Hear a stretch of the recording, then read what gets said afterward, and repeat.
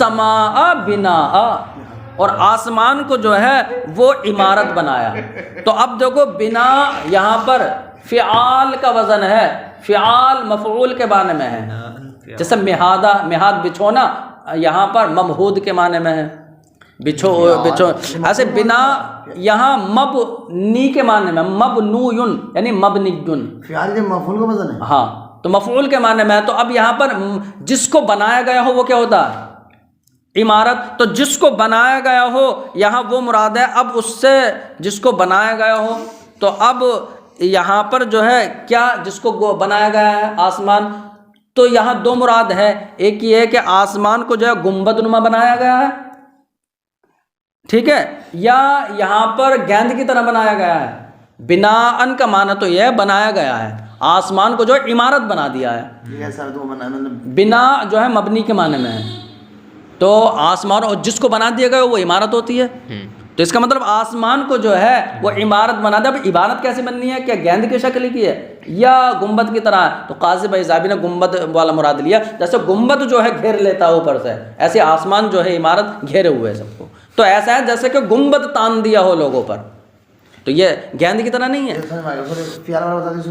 فعال مفعول کے معنی میں ہے، جیسے بنا یہاں مبنیون کے معنی میں ہے۔ تو آسمان کو جو عمارت بنایا، تو اس کی تشریح کر رہے ہیں قبۃً مضروبۃ علیکم، گنبد بنایا جو تم پر تان دیا گیا ہے، تو تم پر تان دیا گیا وہ گنبد بنایا۔ والسماء، اب یہاں پر یہ ہے کہ آسمان کو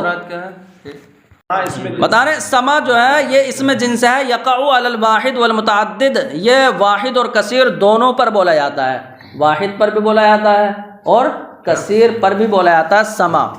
جیسے کہ دینار اور درہم، تو دینار 1 درہم اور 10 درہم پر بھی دینار بولیں گے، ایسے درہم پر ہے۔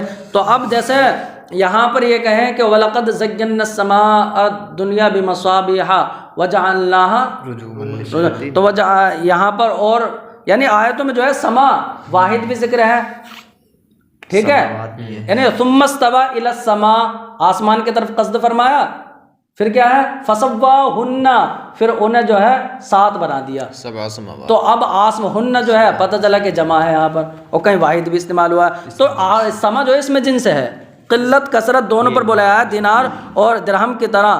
ایک قول ہو گیا اس میں جنس ہے۔ دوسرا قول یہ ہے جمع سماعتن، کہ سما جو ہے یہ سماعتن کی جمع ہے، ٹھیک ہے، ہاں سماعتن کی جمع ہے۔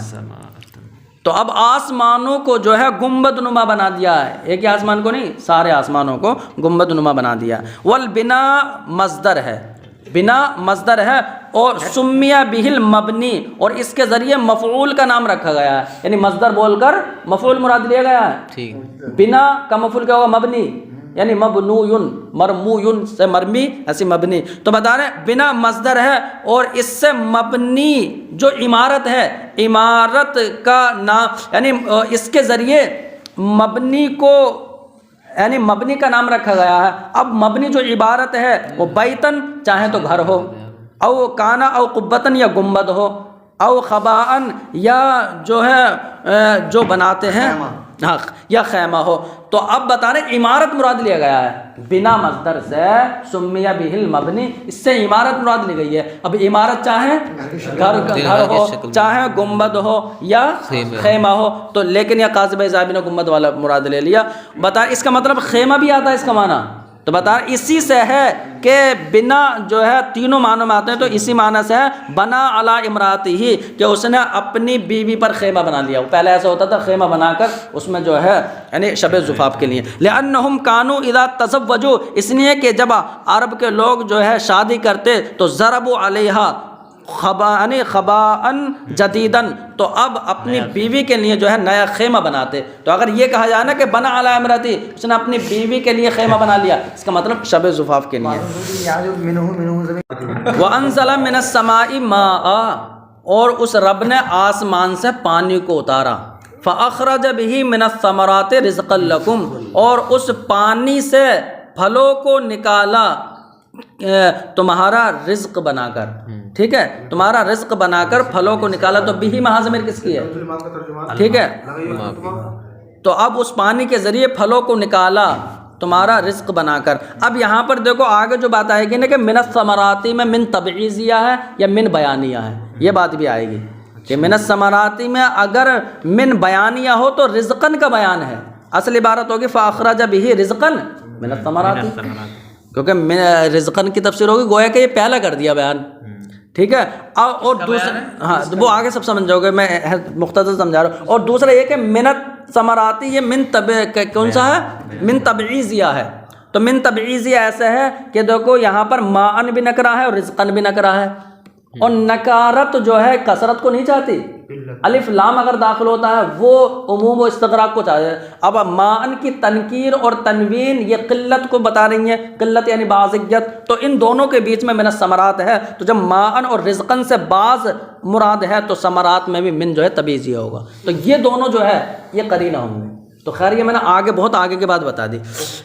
عطف علی جعل, اب یہاں پر دیکھنا ہے کہ وانزل من السماء, یہ جعل پر عطف ہے کہ جس رب نے تمہارے لیے زمین کو بچھونا بنایا اور اس نے جو ہے یعنی جعلا بنایا اور آسمان سے پانی اتارا. تو اب یہاں پر یہ ہے کہ آسمان سے پانی کو اتارا نا اللہ رب العزت نے, فاخرج بہ پر گفتگو ہونی ہے, پانی سے پھلوں کو نکالا, پانی سے پھلوں کو اللہ رب العزت نے نکالا ہے. تو مؤثر کون ہے, مؤثر حقیقی. تو متکلمین, اکثر متکلمین اہل سنت کا قول یہ ہے کہ مؤثر حقیقی اللہ رب العزت ہی ہے, اور اللہ رب العزت نے بس پانی کو مٹی میں ملا دیا ہے اور انہیں سبب بنا دیا ہے کہ اب پھل نکل جاتے ہیں. تو پانی کو صرف اخراج ثمار کا سبب بنایا, بس پھلوں کے نکالنے کا جو ہے نا پانی کو صرف سبب بنایا ہے, ذریعہ بنایا ہے. اللہ رب العزت ہی مؤثر حقیقی ہے. یہ ہو گیا اکثر متکلمین اہل سنت کا قول.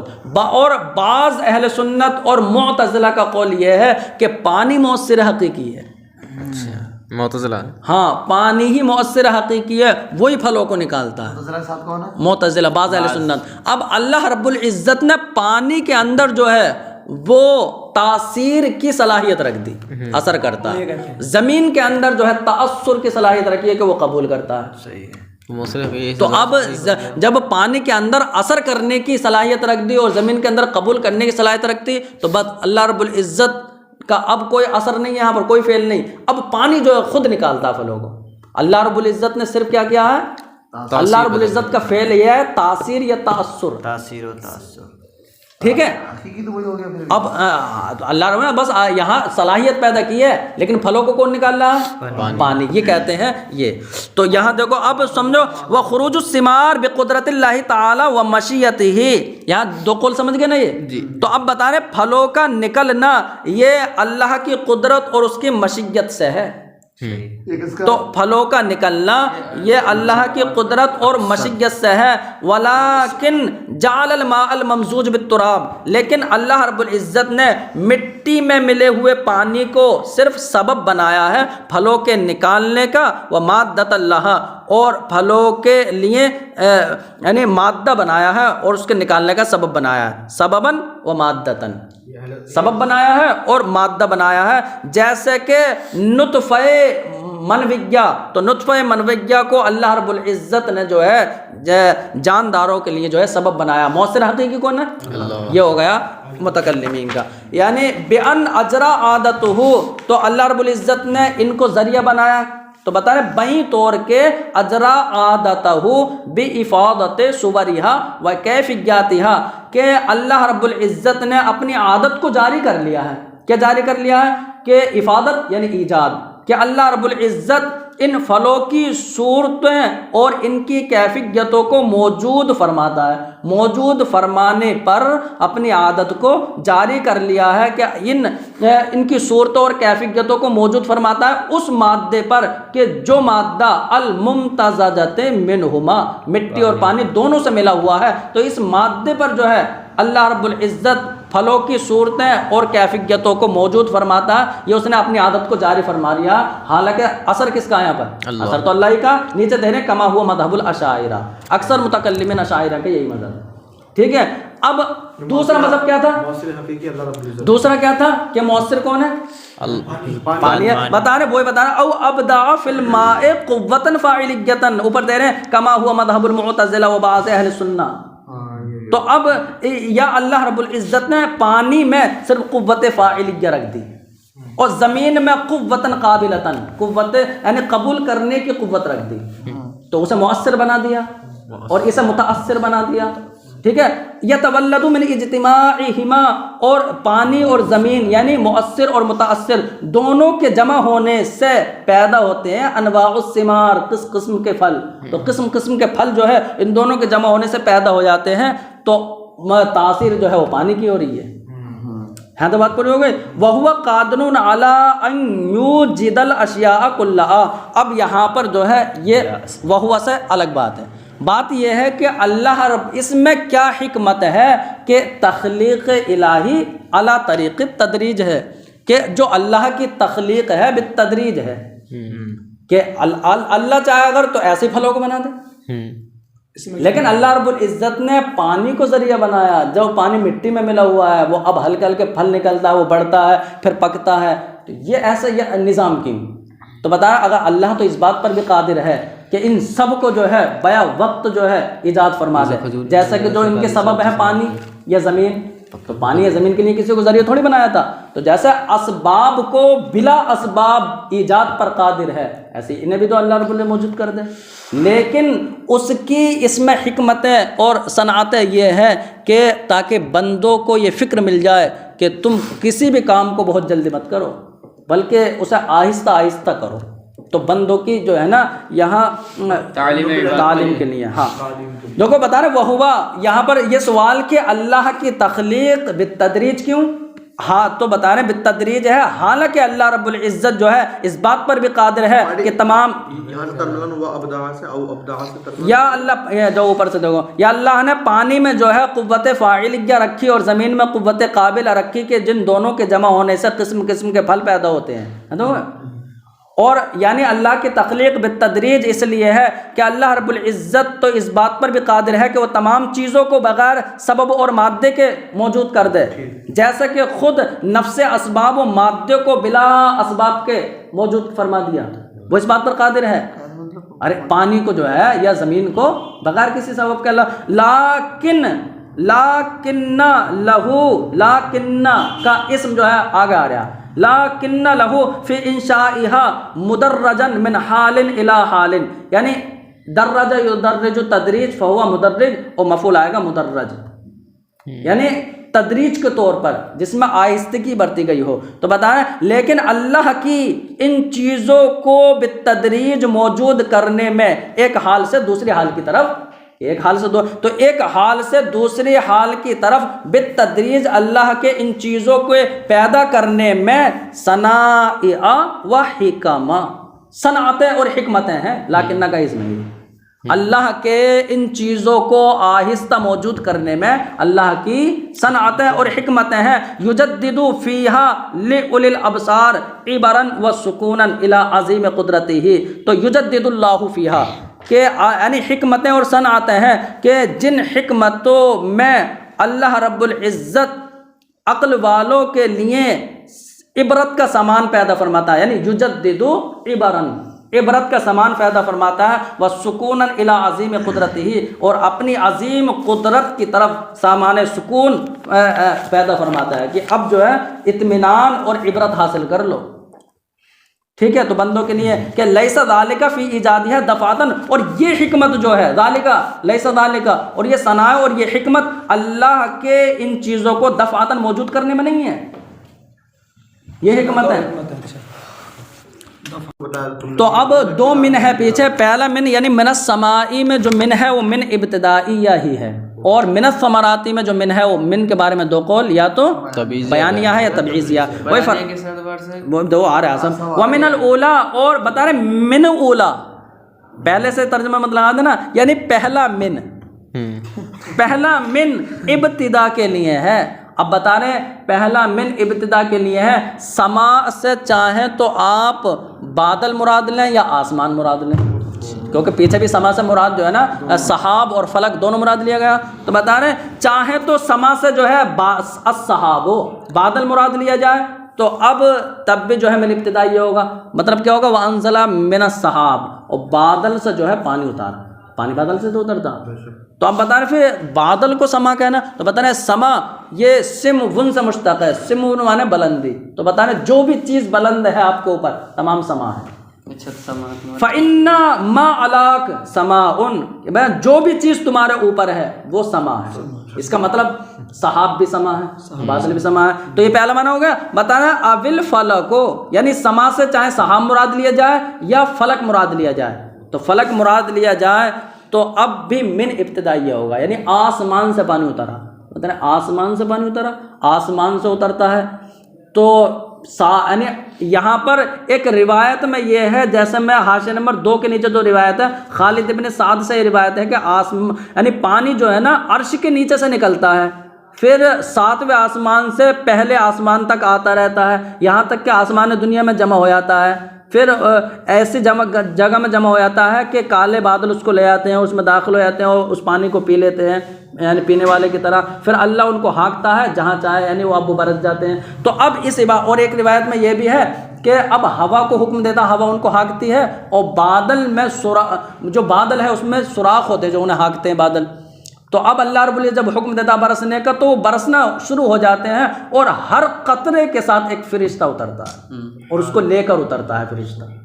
تو ان روایتوں سے پتہ لگا کہ اگر کیا ہے سما سے مراد اگر فلک لیا جائے تو یہ نہیں ہوگا کہ فلک سے پانی ایک دم اترتا ہے، بلکہ فلک سے آسمان کی طرف، آسمان سے پھر آسمان دنیا کی طرف، پھر آسمان دنیا سے بادلوں میں، ان بادلوں کے ساتھ پھر فرشتہ آتا، یہ ترتیب ہے، ٹھیک ہے۔ اگر سما سے مراد فلک لیا جائے تو ایک دم پانی نہیں آتا، فلک آسمان، تو سما سے مراد اگر آسمانی مراد لیا جائے تو آسمان سے پانی ایک دم ڈائریکٹ دنیا پر نہیں آتا، یہاں پر زمین پر بتا رہے، تو اس کی تشریح کر رہے ہیں۔ اگر سما سے مراد بادل لیا جائے تب تو ظاہر ہے، بالکل ہر کوئی سمجھتا ہے کہ بادلوں سے پانی آتا، لیکن بتا رہے فلک سے آتا۔ فإن المطر يبتدئ من السماء، اس لیے کہ بارش شروع ہوتی ہے آسمان سے بادل کی طرف، وہ یہ پہلے 7ویں عرش کے نیچے سے آسمان کی طرف، پھر آسمانوں سے چلتے چلتے پہلے آسمان کی طرف، پھر پہلے آسمان سے بادلوں کی طرف، یہ ہے۔ تو آسمان سے بارش شروع ہوتی ہے بادل کی طرف، ومنہ، اور بادل سے زمین کی طرف۔ تو بتا رہے ہیں اس پر جو ہے دلیلیں دے رہے ہیں، علامہ دلت علیہ الظواہر، جیسے کہ اس پر جو ہے ظاہری آیتیں اور حدیثیں اس پر دلالت کر رہی ہیں کہ پانی جو ہے نا وہ عرش کے نیچے سے آتا ہے پھر پہلے آسمان سے، یہ دلیل دینے کی اس لیے ضرورت پڑ رہی ہے۔ کوئی کہہ سکتا ہے کہ پانی تو بادلوں سے اترتا ہے نا، تو پہلا جو ہے نا اگر بادل مراد لیا جائے تب تو ہر کوئی سمجھ لے گا، لیکن یہ کہا جائے آسمان سے پانی اترتا ہے، سما سے مراد اگر آسمان مراد ہے تب کوئی، اس لیے دلیل دینے پڑ رہی ہے۔ بتانے اس پر ظاہری حدیث دلالت کر رہی ہیں، ایک تو دلیل یہ ہو گئی کہ پانی جو ہے وہ آسمان سے آتا، بتانے او من اسباب سماویت، یا فلاسفہ کا لے لو، فلاسفہ یہ کہتے ہیں کہ بارش جو ہے وہ شروع ہوتی ہے من السما، آسمان سے نہیں، من السما پر عطف ہے، من اسباب سماویت، کہ بارش جو ہے وہ شروع ہوتی ہے آسمانی اسباب کی وجہ سے۔ وہ آسمانی اسباب کیا کہ دھوپ نکلتی ہے، تیز نکلتی ہے، تو اب سمندر میں بخارات پیدا ہوتے ہیں، ٹھیک ہے، تر اجزاء جو ہے وہ بتا رہے ہیں آسمانی اسباب کی وجہ سے تثیر الاجزاء الرطبۃ، کہ جو تر اجزاء کو، یعنی وہی بخارات کو بھاپ جوڑتی ہے، تر اجزاء کو وہ من اعماق الارض، زمین کی گہرائی سے اٹھا کر الی جو الہواء، ہوا کے یعنی طبقے تک لے جاتی ہے۔ تو ہوا کا طبقہ کہ جہاں پر آکسیجن ختم ہو جاتی ہے اسے بولتے ہیں طبقہ کیا، طبقہ زمہریریہ۔ تو جو الہوا کون لے آتے ہیں؟ آسمانی اسباب، یعنی دھوپ نکل رہی ہے تیز یا کوئی بھی آندھی چل رہی ہے تو اس سے بھاپ اڑتی ہے اوپر کو، تو بتا رہے آسمانی اسباب کی وجہ سے بارش اترتی ہے، کہ وہ آسمانی اسباب تر اجزاء کو زمین کی گہرائی سے اٹھا کر لے جاتے ہیں، تثیر کا مطلب اٹھا کے لے جاتے ہیں، الی جو الہواء، طبقہ زمہریریہ تک، فینعقد سحابا، پھر وہ جو ہے برسنے والا بادل بن جاتے ہیں۔ تو اس کا مطلب یہیں سے اٹھ کر جاتا ہے اور پھر برسنے والا بادل بن جاتا ہے، یہ کہتے ہیں فلاسفہ۔ یہ گفتگو جو ہے نا پہلے والے من کی ہو گئی کہ من السما میں من جو ہے ابتدائیہ ہے، چاہے من السما میں سما سے مراد سحاب ہو یا آسمان اگر مراد ہو تو یہ تھوڑا پوشیدہ تھا، تو اس پر دلیلیں دے دی دو۔ تو اب فرماتے ہیں کہ من الثانیتی، اور جو من دوسرا ہے کون سا، من الثمرات میں، تو جو دوسرا ہے وہ تبعیض کے لیے ہے، یعنی بعضیت کے لیے ہے۔ دلیل کیا ہے؟ تو دلیل یہ ہے کہ بعض قرآن بعض کا مفسر ہوتا ہے۔ تو دوسری آیت میں ہے فَأَخْرَجْنَا بِهِ ثَمَرَاتٍ، کہ ہم نے پانی سے پھلوں کو نکالا، اور ثمراتن کی تنوین اور ساتھ ساتھ نکرہ ہونا یہ بتاتی ہے کہ بعض پھلوں کو نکالا ہے۔ تو ثمراتن میں جو ہے نا، ثمراتن کا نکرہ ہونے بعضیت پر دلالت کر رہا ہے، جیسے نیچے دے بھی رہے ہیں دلالت ہی علی بعضیت، بعض پھلوں کو نکالا، ہاں بعض پھلوں کو نکالا۔ تو بتا رہے جب یہاں پر بعض پھلوں کو نکالا ہے تو اس آیت کریمہ من الثمرات میں کتنے ہوں گے؟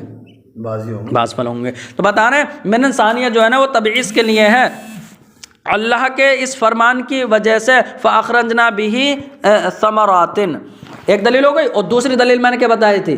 دوسری دلیل یہ ہے کہ یہاں پر جو دو نکرہ ہیں ماءً اور رزقاً، اور دونوں نکرہ یہ چاہتے ہیں کہ قلت کو، نکرہ میں قلت ہوتی ہے تو اس کا مطلب کچھ پانی ہے اور کچھ پھل ہے۔ تو بتا رہے ہیں یہ ان دونوں کے قرینے کی وجہ سے کچھ پھل ہیں، تو کچھ پانی، اور دیکھو عقل بھی یہی چاہتی ہے کہ آسمان سے ایک بار میں تو سب پانی نہیں اتر گیا، کچھ پانی اترا ہے اور کچھ پھل نکلے ہیں، ایسے نہیں کہ سب پھل نکل آئے ہوں، کچھ پھل نکلے ہیں۔ پھر اس کچھ پھل میں ایسے نہیں کہ رزق لکم، پھلوں ہی کو سب تمہارا رزق بنا دیا ہو، بلکہ پھل بھی کچھ رزق ہوتے ہیں، کچھ روٹی بوٹی اور کچھ ہوتی ہے۔ تو اس کا مطلب یہ عقل بھی چاہتی ہے، وہی فرماتے ہیں دیکھو۔ تو بتانے دوسرا من تبعیض کے لیے پہلی دلیل تو یہ آیت کریمہ ہے فَأَخْرَجْنَا بِهِ ثَمَرَاتٍ، اور دوسری دلیل ہے وَإِكْتِنَافِ الْمُنَكَّرَيْنِ لَهُ، اس کا ترجمہ غور سے دیکھنا کہ منکرین وہی دو نکرہ ماءً اور رزقاً، ان دو نکرہ کے من الثمرات میں جو ہے نا، تو ثمرات کے معنی کا احاطہ کرنے کی وجہ سے کہ ان دونوں نکرہ نے اس کے معنی کا احاطہ کر لیا ہے کہ اگر ہم میں تبعیض ہے تو من بھی تبعیضیہ ہوگا، یہ قرینہ ہے۔ یعنی اعنی بتا رہے منکرین کون ہے؟ منکرین ماءً اور رزقاً، کأنہ قال، تو گویا کہ فرمان یہ ہے وانزلنا من السماء بعض الماء، آسمان سے جو ہے کچھ پانی اتارا، کیونکہ ماءً میں تنکیر جو ہے وہ قلت کی ہے، تو کچھ پانی اتارا۔ فاخرجنا به بعض الثمرات، اور اس پانی سے جو ہے کچھ پھلوں کو نکالا، کچھ پھلوں کو نکالا۔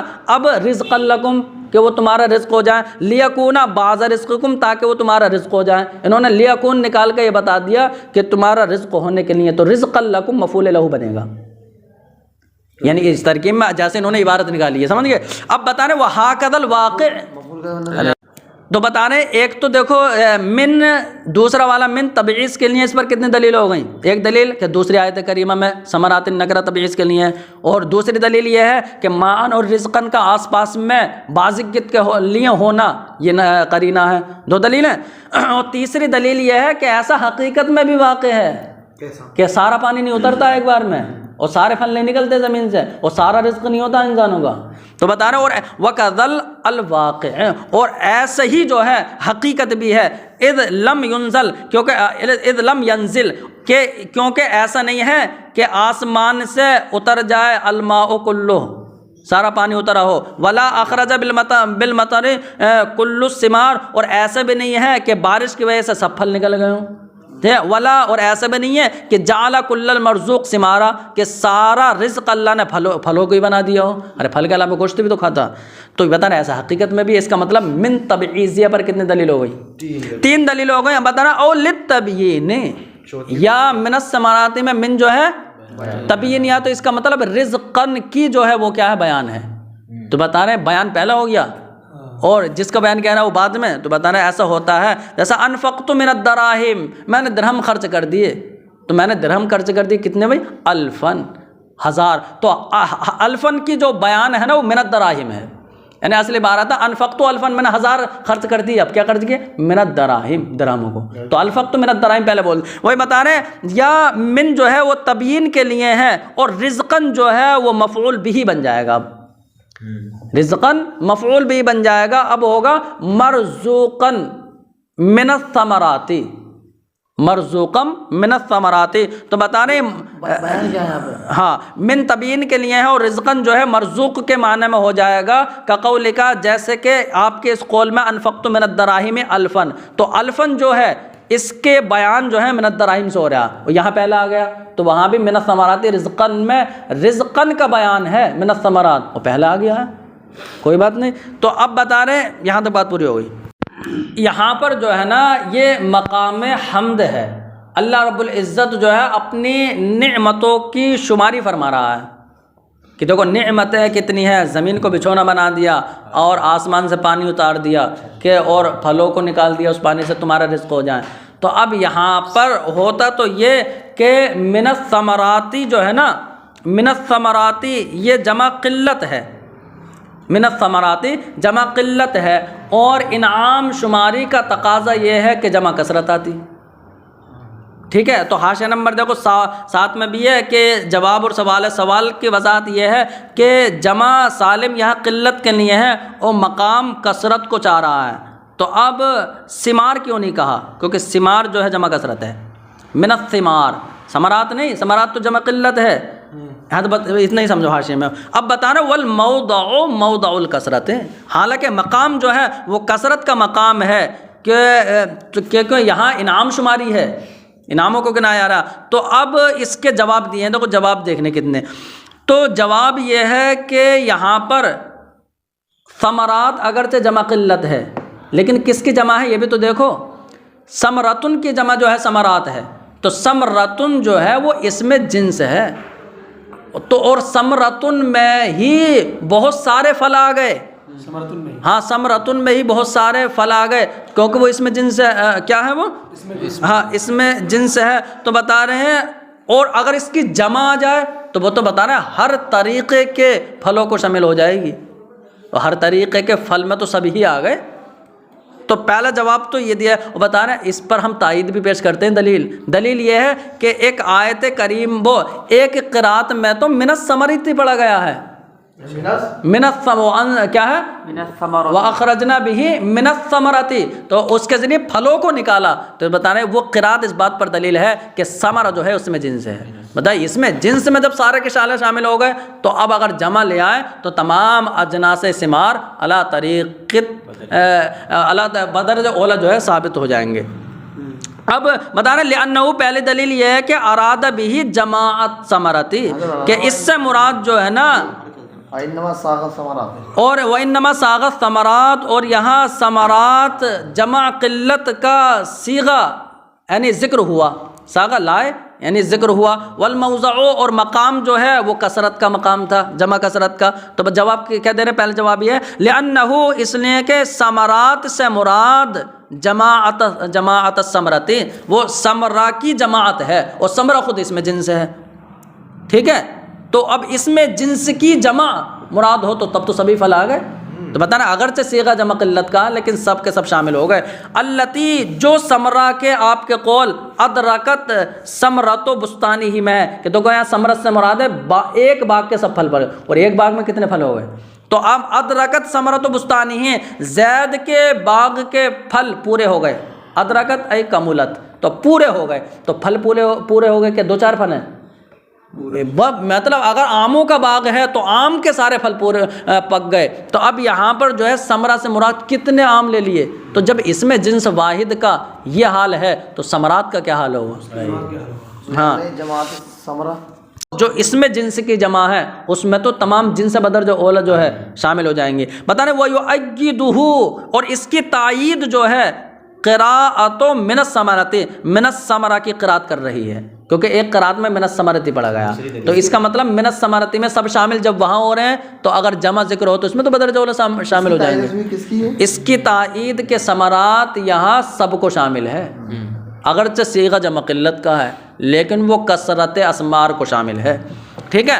تو اب بتا رہے ہیں اور اس کی تائید من الثمرات والی قرات کر رہی ہے علی التوحید، جو واحد کی صورت میں پڑھی گئی ہے۔ لأن الجموع ایک جواب ہو گیا کہ ثمرہ جو ہے اس میں جنس ہے اور اس سے ہی کثیر مراد ہیں، تو جمع سے تو بدرجہ اولا کثیر مراد ہوں گے اگرچہ صیغہ جمع قلت کا ہے، ایک جواب۔ دوسرا جواب یہ ہے کہ دیکھو جمع قلت کثرت کی جگہ استعمال ہوتی ہے، اور کثرت قلت، تو ایک دوسرے کی جگہ جب یہ آ جاتی ہیں تو ایسے ہی ہے. کم ترکو من جنات، کتنے باغوں کو چھوڑا، یعنی کم ترکو، تم نے کتنے باغات چھوڑے. تو اب یہاں پر کتنے چھوڑے، کم تو یہ بتا رہا کثرت ہو، حالانکہ جنات یہاں پر جمع قلت کا صیغہ ہے. تو مقام جو ہے کثرت کو چاہ رہا ہے، تو پتہ چلا کہ جنات ہے جمع قلت کا صیغہ، لیکن اس سے مراد کیا ہے، کثرت ہے، تو جمع قلت یا کثرت کی جگہ استعمال ہو گیا. ایسے ہی ہے ثلاثۃ قروء، کہ آپ 3 حیض تک اپنے آپ کو روکے رکھیں. تو 3 حیض تک روکے رکھیں. ثلاثہ تو یہ بتا رہا ہے کہ 3 ہوں گے، زیادہ نہیں ہوں گے، 3. اور قروء جمع کثرت کا صیغہ ہے، قرء کی جمع کثرت قروء. تو بتا رہے ہیں یہاں ثلاثہ کے قرینے کی وجہ سے جمع کثرت جو قروء ہے اسے جمع قلت کے معنی میں لے لیا. تو اب فرماتے ہیں دوسرا جواب یہ ہے کہ لأن الجموع یتعاور بعضها موقع بعض، یا بعضها پڑھیں گے تعاور بعضها، اس لیے کہ جمع میں سے بعض کی جگہ لے لیتی ہیں. یتعاور ای یاخذ، جمع میں سے بعض کی جگہ کو لے لیتی ہیں، یعنی ایک دوسرے کی جگہ استعمال ہو جاتی ہیں. جیسا کہ اللہ کا فرمان ہے کم ترکو من جنات، تو جنات اوپر دے رہے ہیں لوقوع جمع قلت، جمع قلت ہے یہاں پر، حالانکہ کثرت کا مقام ہے. کیوں؟ کیونکہ کم ہے، بدلیل کم بتا رہے. اور دوسرا اور وقولہ، اور جیسے ثلاثۃ قروء، قروء جمع کثرت ہے حالانکہ قلت کی جگہ ہے کیونکہ ثلاثہ ہے. 2 جواب ہو گئے. تیسرا جواب ہے لأنہا لما کانت محلات باللام، تو بتا رہے اس لیے کہ جمع قلت یا جمع کثرت، تو بتا رہے جمع قلت اور جمع کثرت پر جب الف لام داخل ہو جائے، ٹھیک ہے، تو اب الف لام میں اصل تو یہ ہے کہ عہد کے لیے ہو، لیکن جب عہد کے لیے نہ ہو تو اس سے عموم مراد ہوتا ہے.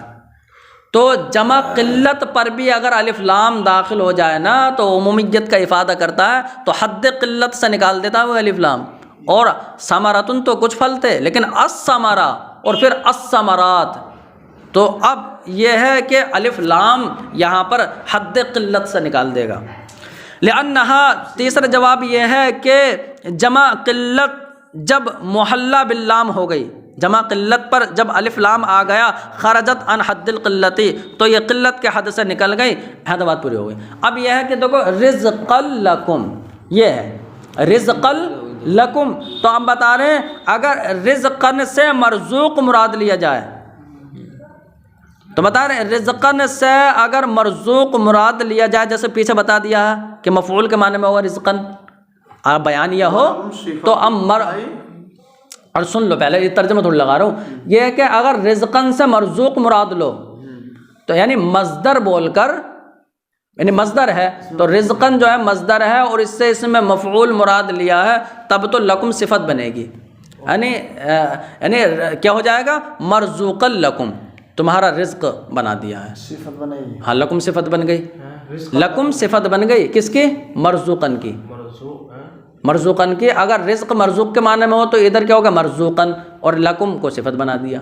اور دوسری ترکیب یہ ہے کہ رزقن جو ہے نا یہ مصدر ہے، اسے مفعول کے معنی میں نہ لو بلکہ رزقن مصدر ہی رکھو. تو پتہ نہیں اگر رزقن کو مصدر ہی رکھو گے تو مصدر موصوف نہیں بن سکتا. تو اب مصدر اگر رزقن ہو تو لکم جو ہے اس کا مفعول ہے رزقن کا، تو اب رزقن لکم ای رزقن ایاکم، اب مصدر کا مفعول ہے، ہاں مصدر کا مفعول، جبکہ رزقن جو ہے مصدر ہی ہو مفعول نہ ہو. اور اگر مفعول ہو یعنی لکم جو ہے صفت بن جائے گا جبکہ مرزوق بن جائے، اور لکم جو ہے مفعول بن جائے گا جبکہ رزقن ہی رہے. بن جائے گا. بتا رہے لکم جو ہے وہ رزقن کی صفت ہے اگر رزق سے مرزوق مراد لیا جائے، وہ مفعول ہو، اور لکم جو ہے رزقن کا مفعول ہے اگر اس سے مصدر مراد لیا جائے، گویا کہ فرمان ہے رزقن ایاکم.